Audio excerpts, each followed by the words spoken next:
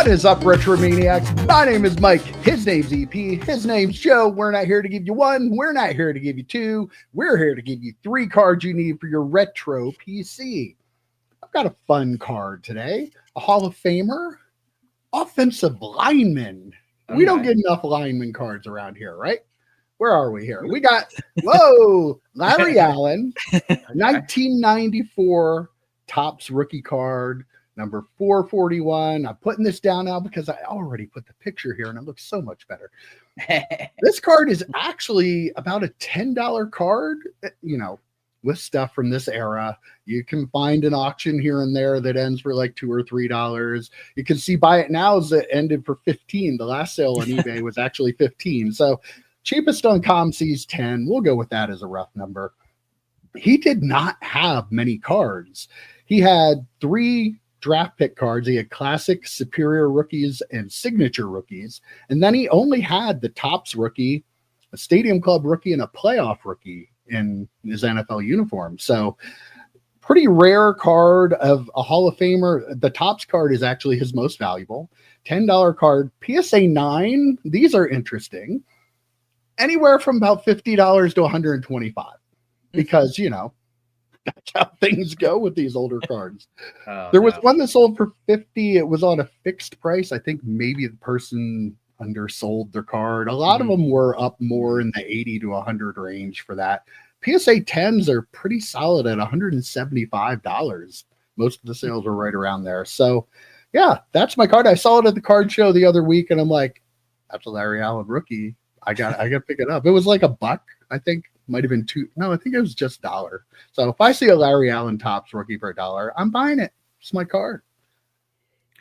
You have to. I mean, those cards, that was that range, that era when I wasn't collecting very much stuff, like the Marshall Faulk rookie or that sort of stuff. So it's upsetting that I missed out on that kind of card. I would love to be able to pull that out of a pack. How does that one look? Is that like gradable PSA 9ish or what? Nah, I think it's a little off center. Okay. Probably top out in 8 with the centering on it. So yeah, well, that kind of stinks. Nice that the not very often with you see cards that go for a PSA 9 that actually are worth selling from that era, right? Like very few. And I love those with like the Kurt Warners that have limited rookie cards from that era. I think that's pretty cool. Larry Allen, one of the best to ever do it for sure. As a Giants fan, he was a lifetime Cowboy, I think, right? Like he never left there. Yeah. And so it's like I don't know if I would want to. I know. I don't like the fact that he's a Cowboy, right? But you're an Eagles fan. He's a Giants fan. Offensive lineman, right? Yeah. I love the offensive lineman and defensive lineman cards. So yeah. I'm surprised that the 9 goes for that much, only because it looks like a card that it's white bordered. You're not going to see a ton of chipping. I guess it's all up to the centering. I would think that would be a quote unquote easy card to grade just because of the set. I don't know if it was cheap card stock and maybe it was easy to ding or whatever, but they are pretty cheap card stock. It was pretty good stuff. Yeah. But what number card is that, Mike? Card number 441. Yeah, that's when sets used to be sets, right? Holy crap. You needed a big box to put it in. Yeah. Big box. That's like half of a set of Wolverine cards in terms of size, I think. But 441, that's wild. But offensive linemen don't get love until they're getting more love than Tony Gonzalez. Watch a few videos back. We talked about this randomly. But very cool card. All right, EP, what do you have for us? Well, I have a card. I think there are players who they're kind of linked together, right? You think about like Troy Aikman and Emmitt Smith and Michael Irvin. There are always these players that are kind of linked in some way. And 2 of those players that I think are linked are Tracy McGrady and Vince Carter. And I feel like they're 2 players. They're very at the very beginning of the Raptors. The Raptors started in '95. McGrady was drafted in '97. Vince Carter 98. They only played together for a couple years, but I still feel like I kind of linked them together. And there are some cards, featuring both of them, but I don't think there are any of them as cool as this one from the Vince Carter Skybox Metal scrapbook card. The 2 of them interacting. You see a lot of these cards with multiple players on them where they are photoshopped in next to each other, that sort of stuff. But they're actually interacting on the court, wearing the same uniform, or some of those cards, are not even wearing the same uniform sometimes. So very, very cool. Very, very awesome card. Vince Carter, Tracy McGrady, 2 Hall of Famers. together. It's like a $3 card on COMC. You can find them for $1.50 and $1 shipping, or a buck and $1 shipping on eBay. On this card number 7 in the Vince Carter scrapbook set.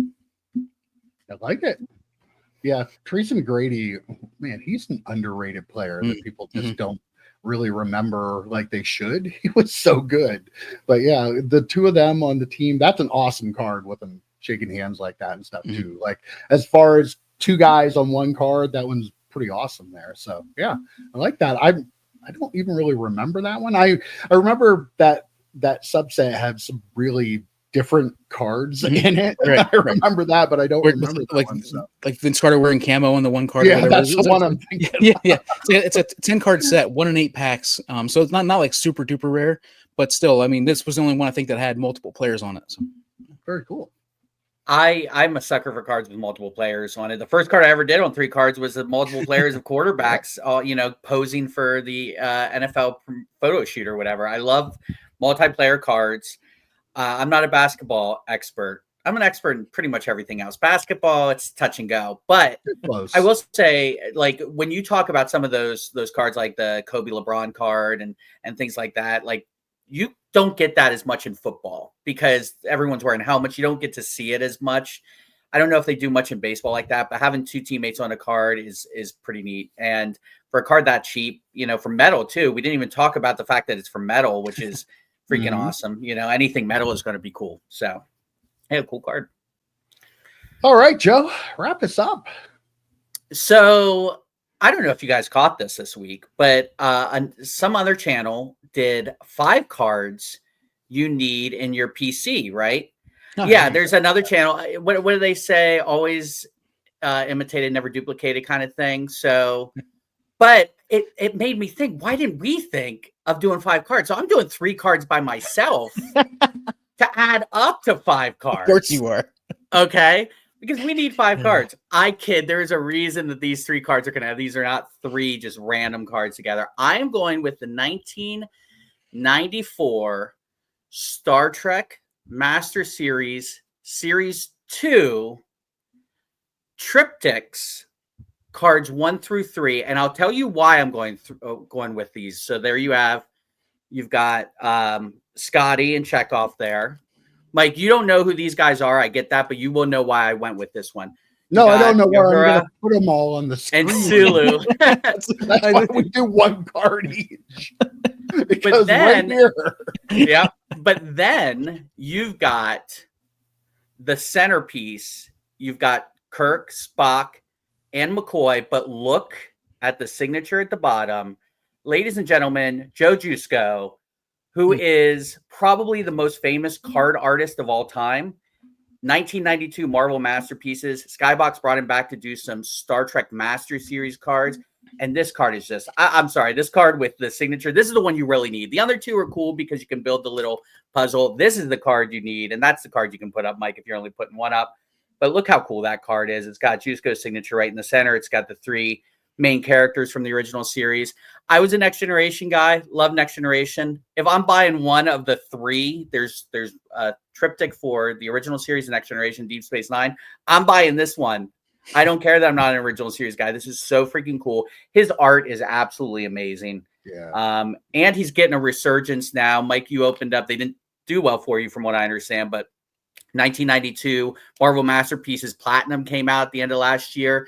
Gave some more buzz to his art.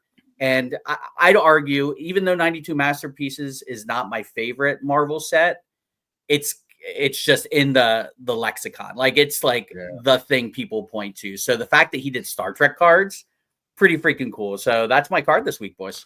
Cards. Yeah, that name. I mean, Jusko. That is the name in card art. I love it. I've loved almost all the art that I've seen from him. And I'm an original series guy. Like that. That's the when I think of Star Trek, that's what I think of. So that set is very appealing to me. Like, what did you say they go for? Did you say? I was just going to say, I was going to interrupt you and say you can get the main one for like $4. You can get the whole set of 9 for like $15. I mean, they're not expensive. You got 4 per box. I was going to ask that too. Yeah. You could put the set together, but it's cool that like around that time, the Masterpieces and Master Series sets, all the cards were Spectre etch. If you guys remember, this is just a plain card. There's a little foiling on the back, but that's it. So it's a plain card was the insert. So how many people just went past it back then? It was like, oh, okay, I didn't get an insert in this box. But yeah, it's pretty cheap. You can get them fairly cheap. Yeah, I'm not familiar with that set itself, 100%, but I do really love that card like that. That set, the main card obviously is the card, but then as somebody who loves the original series, I would want to have the full set for sure.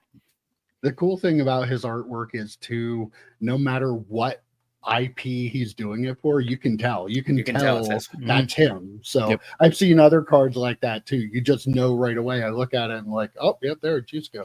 So yeah, very cool. Such a talented artist. His stuff was great. I think I like the 93 Masterpieces set a little better, but his artwork's just incredible and very original. Like to be able to look at a Star Trek card and know, because before you even said that, I was thinking that looked like his artwork, and turns out it did. I didn't even see the signature at the top. I was bummed out he didn't do all 3 of those triptychs, because I imagine him doing Picard and Frakes and or Riker and those guys. I'm bummed out that my favorite set does not have my favorite artist doing it, but it's a very, very cool set. So check it out. Well, there you have it. 3 or 4 or 5 cool cards, however, whatever you want to do this week. But that's what we give you every week. Well, some weeks only 3, but sometimes we give you 5 just because. All right, guys. It was a lot of fun. I'll see you next week. See you, boys. See ya.